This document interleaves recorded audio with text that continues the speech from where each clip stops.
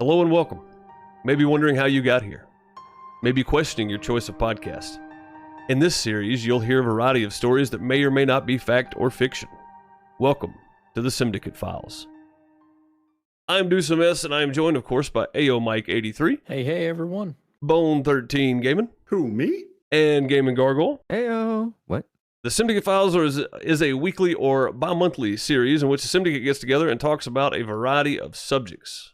Tonight's subject is our favorite games that stuck with us throughout the years and why they've stuck with us, a few facts about them, and what makes them important to us. It may not be necessarily the first game you played, may not be necessarily the game that kept you playing, but just one game in particular that has stuck with you that you've always enjoyed or that you always look back on with fond memories. Before I get into my section of the video, don't forget to like, comment, and subscribe. When you comment, be sure to let us know what's your favorite game growing up or as you got older, or what got you into gaming, or just a game that stuck with you throughout the years. Let us know in the comments below.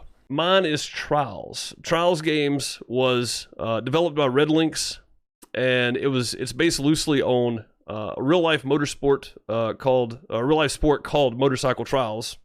They take motorcycles and they go over objects. It's really cool, it's really interesting, and it's really hard to do. If you haven't seen it, go look up some of the stuff on YouTube. Just look up Trials on YouTube. It's fantastic.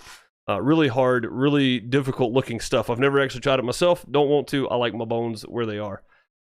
But this game was made in a 2.5D world where it's not quite side-scroller, but it's not quite 2D either. And the game is literally what it is. You try to go over objects and stuff. Of course, it's a little more laid back, I would say, than the actual real-life sport in general. So a little background on Trials and Red Lynx. Red Lynx put out a browser-based game called Trials in the year 2000, and it was somewhat similar to Master Sonic's 1987 hit Kickstart 2. And yes, if you're familiar with any of this, you know I'm reading this off the wiki. I'm not going to lie, I cheated. Trials 2 came out in 2007. Trials HD was then released on Xbox Arcade in 2009, which is the first one I played. Now, Xbox Arcade, a lot of you remember it, some of you may not. Xbox Live Arcade with Trials HD was the first HD looking with different, they changed the entire engine and the entire graphic system of Trials HD from Trials 2nd Edition. It really drew a lot more people in, I feel like. Me for sure, I was on board, I was in. Right from the get-go. The first time I played it, I was super excited to be playing it, and I've got to blame Big Pace for this one. Big Pace, a buddy of mine, longtime friend, got me playing this game, and I have been playing every rendition of it, every version of it, every new game they've come out with since.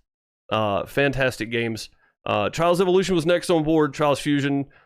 Trials of the Blood Dragon, a lot of people don't consider a Trials game because it's not just a motorcycle riding game, it's also a platformer where it's a 2D straight side scroller, shooting guns, taking on enemies, that kind of stuff. But Trials Fusion is a time-based game, or not Trials Fusion, but just Trials in general. Fusion is by far one of the most popular, though. A lot of people love Fusion, and Evo are the two favorites from most of the Trials community. I would say Evo is probably the favorite, but I like Trials HD myself. I like just Trials HD, the old Xbox game. But it's a time-based game where each track has a time or a certain number of faults you have to stay under.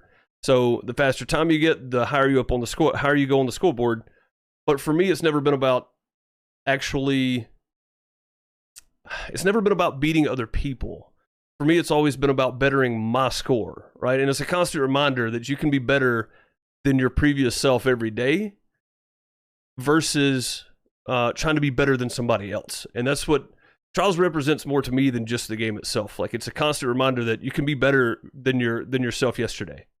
And it's a reminder every single day of that. Every time you play it, you're trying to beat your previous score. Now, yeah, you may be trying to beat your friends on the scoreboard, and that's fine.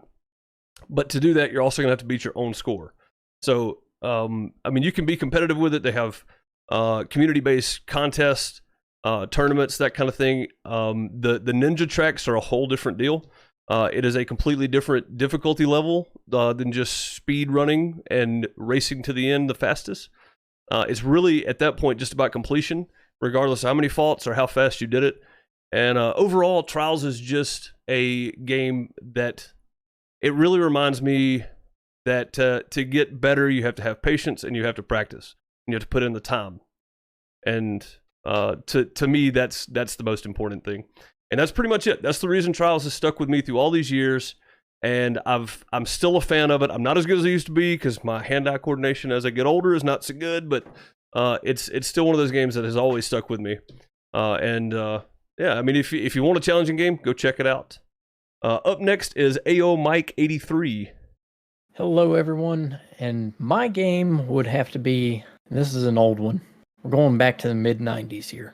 This is what got me in gaming. Command and Conquer. And it, what was it? Let me get the wiki pulled up here because I don't remember who developed it. Westwood Studios. But my all-time favorite Command and Conquer game would have to be the Tiberian Sun. When I was younger, and that one came out of 99. And as you know, graphics back then were almost non-existent. I enjoy the strategy of it because we all know it's an RTS game. But I mean, and I've followed it along every update. And there's been some games that I didn't really care for. And then I got the remastered one last year. That was really fun.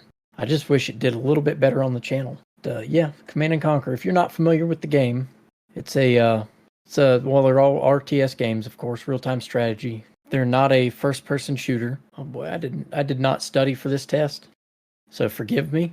I can't say I can sit here and talk about it all day. It's just a game that I enjoy, something that I've always had a good time with, and I wish I still had a CD drive on my computer so I could, still play some of the ones that I can't seem to find anymore. I guess that's about it for me. I believe we're going to Bone 13 next. All right. My game is a lot older than his game. My game was released in December of 1982. Yes, the good old Atari 2600 days right here. My game was one of 5 games that sold over 1 million copies in the 80s. It was done by Activision, and the game is called River Raid. It is a top-down perspective. You're flying a fighter jet on a river. It's a river of no return. It's an endless river. And you're raiding the enemy. The game has multiple levels, and each level is different. Back then, it was done with a randomizer. So just because you played it one time didn't mean the second time you were going to play it was going to be exactly the same. Timings would change, positions of things would change. And the game was also special back in the 80s because, well, it was done by a female video developer, and programmer. And it was, that was very unheard of back in the early 80s there. And the game came out in the same year as Pitfall. Now, probably more people know Pitfall, but this game outsold Pitfall. Not by much. I mean, they both sold over 1 million copies. And another weird fact about this game is that it was the first game ever to be banned in West Germany. It was harmful to young persons. That's what they deemed it as. In 1984, when it was released to Commodore 64, it won Game of the Year. Now, just like what DeuceMS said, it was a game that you had to constantly improve on. Now, back in the Atari days, in order to get a high score, you pretty much had to write it on a piece of paper because, once you pulled the game out of the machine, it wouldn't save your high score. So I remember going back and having a pad of paper with my scores on there, trying to beat it. It wasn't so much as levels because everything you did, you would always get a different score. And there was a sequel of the game, but the sequel wasn't as good. Back in that time, it was when, the gaming world started to take a dive.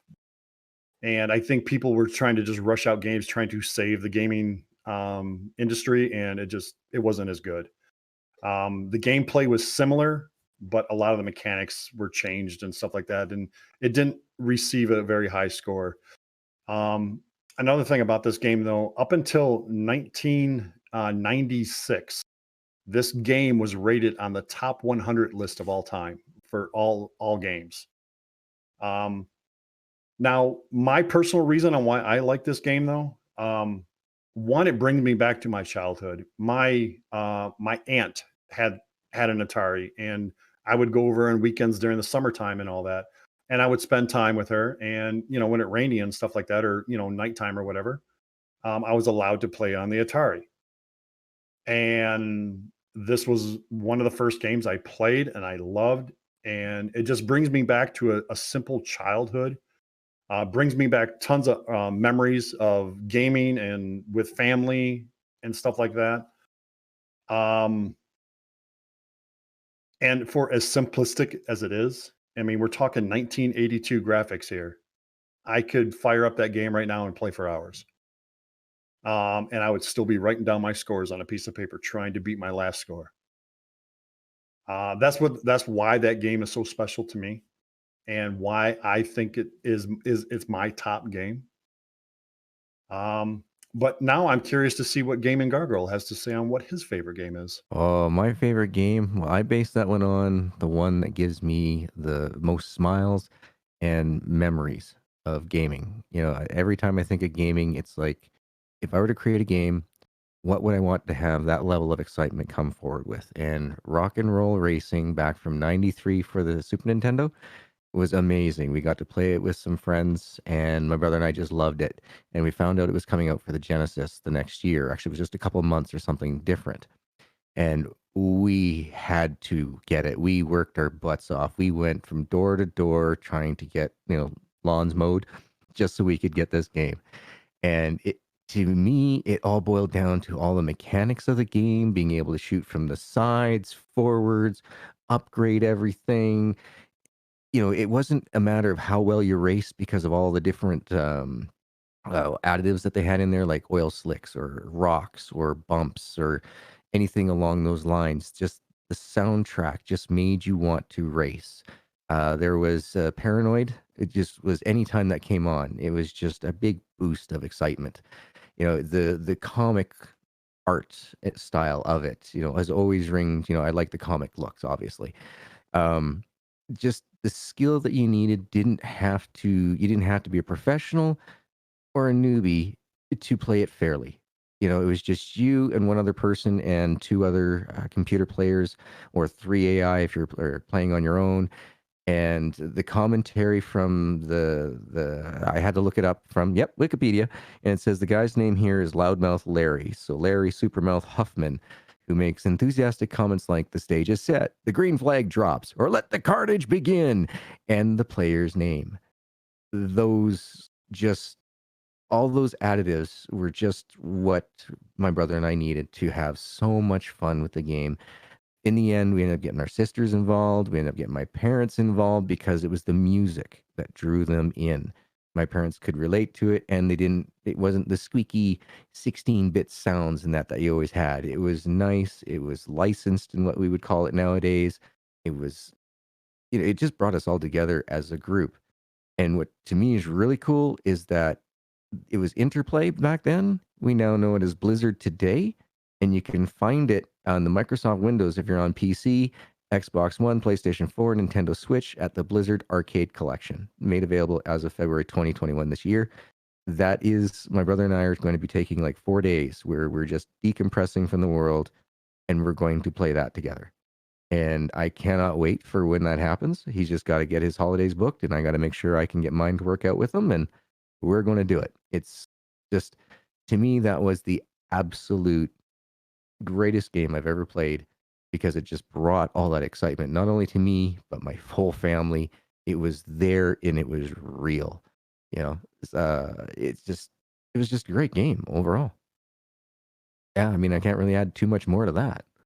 All right. Well, that is definitely a good kind of synopsis of our backgrounds and what you guys see on a weekly basis from all of us, because you all know that we make content on YouTube, and we all play video games, and we enjoy doing it. We enjoy hanging out with the community, but what you might not have known is some of that background there for different games that we may have liked. Command & Conquer from AO Mike 83. River Raid from Bone and Rock and Roll Racing from Gargoyle. And I got to tell you, I remember playing Rock and Roll Racing, but I didn't remember what it was called until I started looking at some of the images while you were talking, Gargoyle.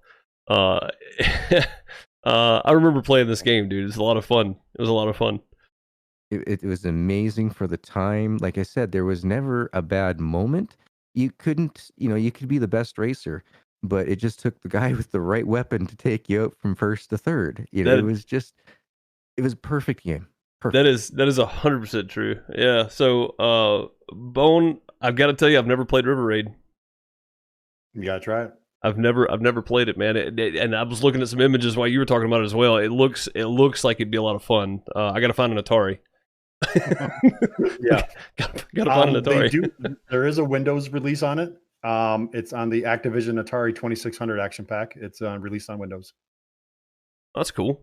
Cool. So you can still play it on Windows. It might not be the same original version, but it's going to be close. Right. Okay. Mike, what was your favorite Command and Conquer game? Which one? Tiberian Sun. Tiberian Sun. Okay. You might have said that during that, but I was trying to look up images and stuff. I've played most all the original Command and Conquers. I didn't play after Tiberian Sun 2. I think was the last one I played, other than the re-release that just came out. So, yeah. But Tiberian Sun 2, I think, was the last one I played. And I would still say to this day, my favorite is probably the just the original Covert Operations, Command and Conquer Covert Operations. Was a lot of fun. Anything else you want to add to your Command and Conquer stuff? What changes in the series did you like or dislike? Major changes, not subtle stuff, but major changes to the series. You're trying to make me remember. Well, I mean, you should know, like the big tanks that were added in Red Alert, for instance, right? From the how it was more open driven than storyline driven from Command and Conquer to Red Alert. So it was the more they expanded, the more was added, of course, with most games. I mean, the tanks and stuff that they've added, the way the game played, like, because there were several years that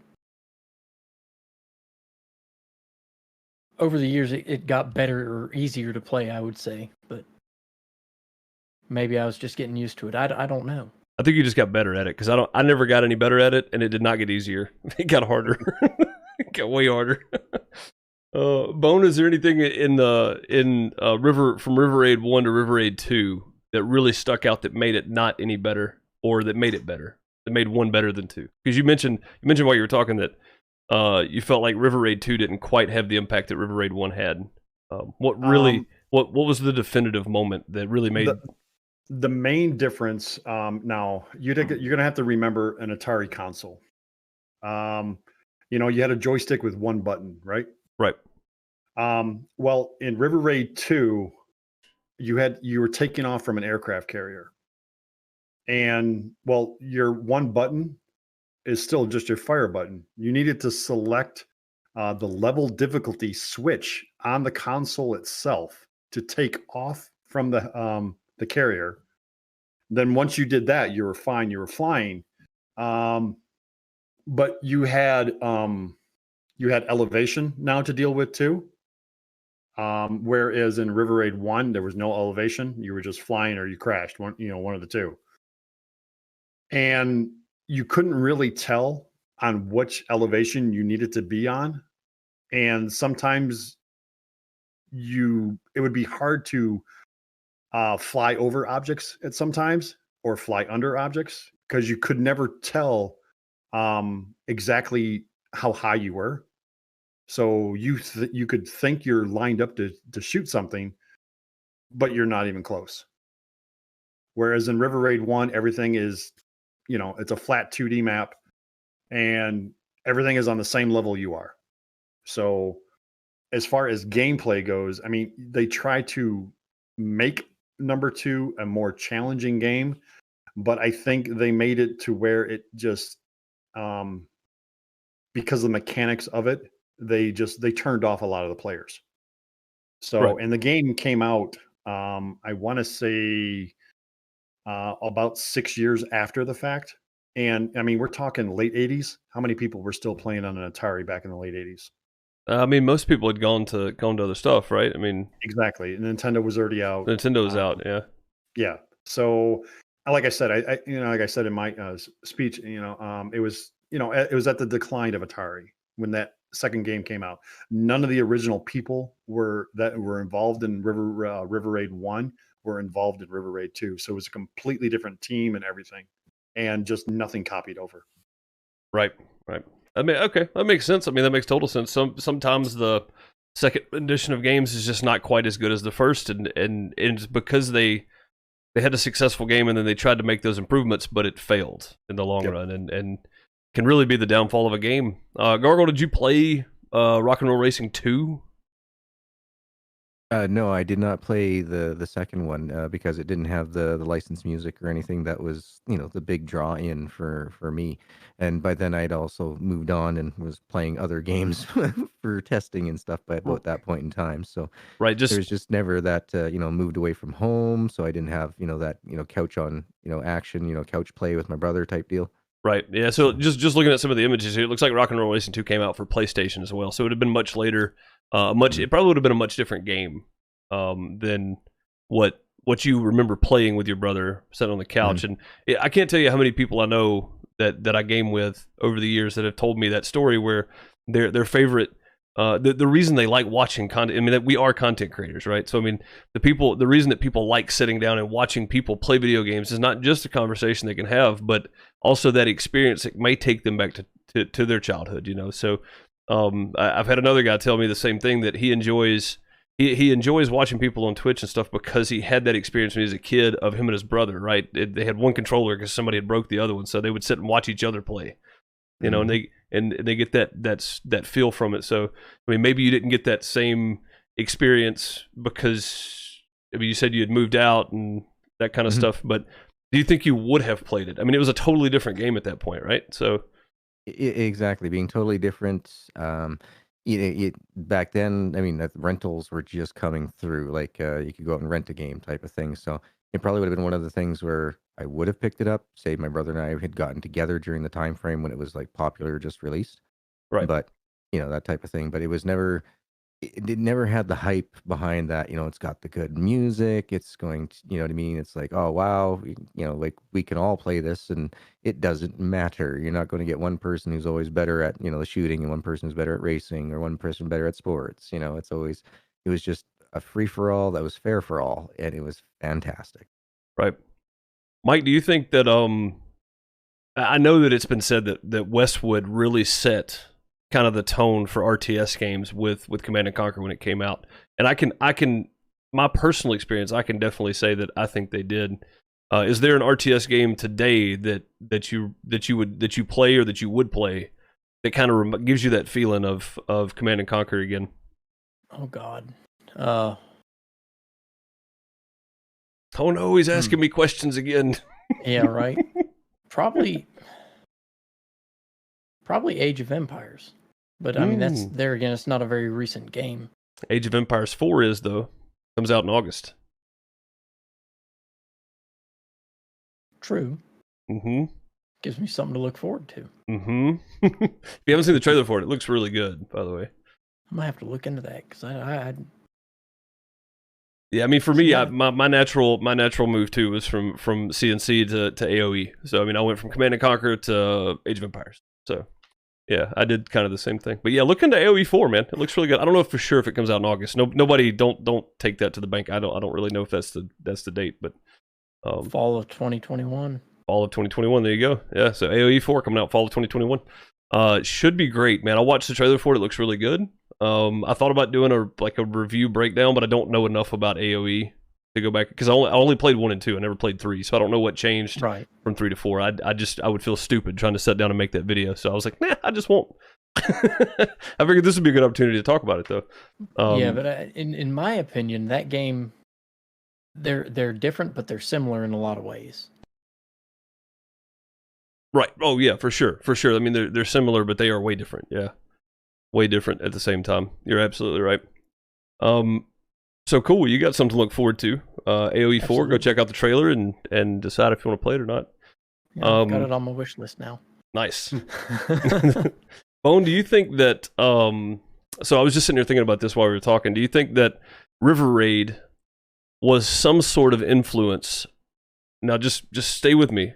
This is going to sound crazy. Okay. Do you think that River Raid was some sort of influence for Star Fox? I can see a lot of similarities. A lot of similarities. Yeah, I told you I never played River Raid, but I was just looking at some images on Google while you were talking about it, and I was just exactly the same. Yeah, and I was just going through my head, and I was like, dude, this is Star Fox. This is just flat Star Fox is all this is. So, which Star Fox before Star Fox 64 actually came out on SNES, I think. So, it was kind of that, wasn't it? Am I wrong about that? I don't know. Google. Yeah. Star Fox. Images. Star Fox 0. Oh no, that's not even close. Original. Star Fox original. Was it Star Fox 64? I guess it was the original. No, Star Fox was the original. Star Fox 64 was the second one. Ah, there it is. Nintendo Star Fox. Yep. Mm-hmm. It sure was. Yeah, so I don't see any actual gameplay. Oh, there it is. Yeah. Yeah, dude, this is definitely like a 3D river run. Yeah. Yep. Yeah, that makes sense then. Okay, yeah, I was sitting there thinking about it, and I was just wondering, like, you played River Run, you have some feelings behind it, so I was wondering if it reminded you of Star Fox, or if you think they got some of their inspiration from that somehow. So, well, I think a lot of those games back in those times, though, were all very similar based. I mean, they were all, let's say, side scrolling. Yeah. Oh yeah. Yeah, for sure. And that's what they are, and you're very limited on what you could do with the side scrolling game, and that's why I think a lot of games were flight based, whereas now you don't see as many flight based because it's now all 3D. And I mean, who can compare with Microsoft Flight Simulator? I mean, come on. I mean, I did play in that game. I played that game for several hours. Fantastic. Yeah. I mean, it's beautiful. Exactly. Yeah. Exactly. And that's why but I think that's why I still have a little bit of love for the side scrollers, because it fills me with nostalgia. So. Right. Yeah, so I found Star Fox 2 came out on Super Nintendo, so Star Fox came out on the regular Nintendo. 1993, yeah. Yeah, that was regular Nintendo. Yeah, I didn't realize that. I didn't realize it came out that long ago. Yeah, I thought about that while you were talking about it, and then when we were talking to Gargoyle a second ago about that, about his game as well, I was thinking to myself, man, I wonder if Star Fox had any influence from River Raid. Just kind of popped into my head. And I just had the same thought about Gargoyle's Rock and Roll Racing. There are games out today that are similar, and there's several on Steam. I'm trying to remember the name of one of them. I think it's a free game. Or it's like Twisted Metal. Twisted Metal, yeah, for sure. I was going to ask you about that one, but there's another one that's a free game on Steam, and I can't remember what the name of it is. Saved my life. It's a battle car type thing. It's a multiplayer deal, so it's one team against the other. But it's a free game. I can't remember the name of it at all. Like, not even a little bit. But do you think that Rock and Roll Racing was a big influence in stuff like Twisted Metal and games today that have that same? Do you think that kind of was the turning point in the genre of battle car racing? I think they were like the first forerunners to prove that putting in licensed music had a return, because it is so super expensive. Doing the games themselves, printing them back then was expensive. It's not digital like it is today. I think they set the groundwork so that like Twisted Metal and all those other guys, they had something to work off. They had a pillar to work from. I just think that these guys were more groundbreaking in that effect for bringing in intense type music that is well known for a long time, that many generations can gather around to play. Right. Well said. Well said.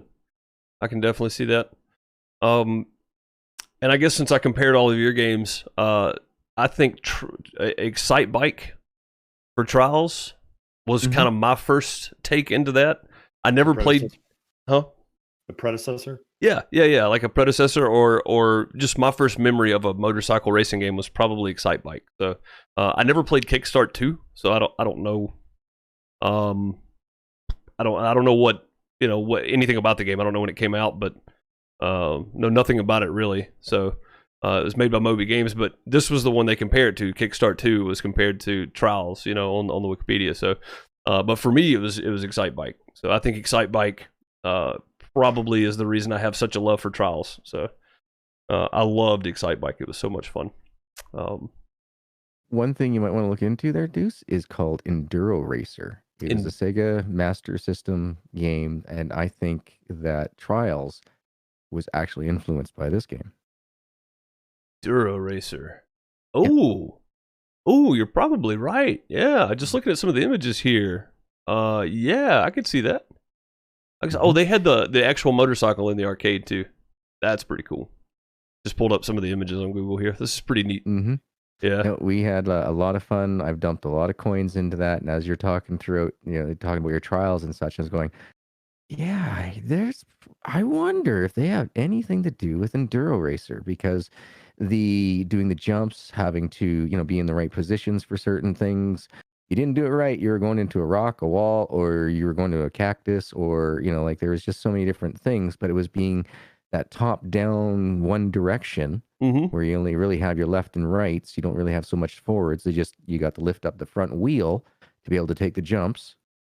So I think a lot of that might have had an influence of like, hey, we can do more with these games as the technology became available. Yeah, for sure. And I mean, it looks like Enduro Racer and Excite Bike had very similar ideas behind it. Excite Bike had the different lanes you could take, the water puddles or the oil puddles, So it looks like very similar, but it looks like Enduro Racer was kind of like the next evolution of that, where it was not just straight track, right? There was turns and there's all kinds of stuff there. So yeah, or maybe it was a later edition of Enduro Racer that maybe had like the twisty tracks and stuff. It wasn't just the straight side scroller type deal. So yeah, I mean, you're right, man, 100%. Yeah. I never even played Enduro Racer that I remember, but yeah, I mean, you're absolutely right. It probably had some big influence in it, for sure. To be one of the games that I played over at a buddy's house that just happened to stick. Like, oh, this is a pretty good game. And when Trials and that came out, I flashed on Enduro Racer, going, oh yeah, that was a pretty good game. I bet you this one is too. Right. And and when you were talking about it, I was like, I couldn't remember the name of it for the longest time. Then when you were talking to Bone, I was able to look it up. I'm like, there it is. I'll ask Deuce about this in a minute. Yeah, man. Yeah, it worked out. I think tonight was a good first look at who we were as gamers, and gave people kind of some background on what we used to play and some of the loves that we've kind of stuck with over the years. I mean, I still play Trials almost daily. I play it at least 4 times a week, but you guys play fairly similar games, or have a fairly similar experience with games that you play today. You don't play stuff you don't like. You don't play stuff just for clicks.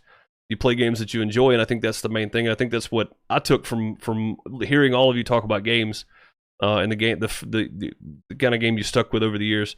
I still get that feeling today when you're playing games and streaming it and making content on it, is that you still enjoy games just as much because you play games that you like, and you're not creating content for clicks, but you're playing games you enjoy, and I think that makes a huge difference. I think you have to, though. Yeah, you have to for sure. And I mean, even though I don't play stuff like Trials on stream, doesn't mean that I don't enjoy those games that I do play. Trials is one of those that I go back to over and over and over and over again. I mean, that is the definition of Trials, though. It is repetitive. It really is. So, I mean, I'll play one track 100 times, and still not beat my own score, but I'll try. So, you got to beat the top score. That's it. Right. Yeah. I mean, that's what the coins were about back in the day, right? You got to get that top score for sure. Well, I think that's going to wrap it up for the first Simdicate Files podcast here on the Simdicate channel. If you guys enjoyed what you heard tonight, be sure to subscribe and come back and hang out with us for some more. You can find all the links to all of our channels down below. AO Mike 83, Bone 13 Gaming, GaminGargoyle. We all stream almost daily during the week, sometimes on the weekends, and make content as well on YouTube. So for AO Mike 83, Bone 13 Gaming, GaminGargoyle, I'm DeuceMS. We'll catch you next time. Later, everybody. See y'all later. Peace out, y'all. Later.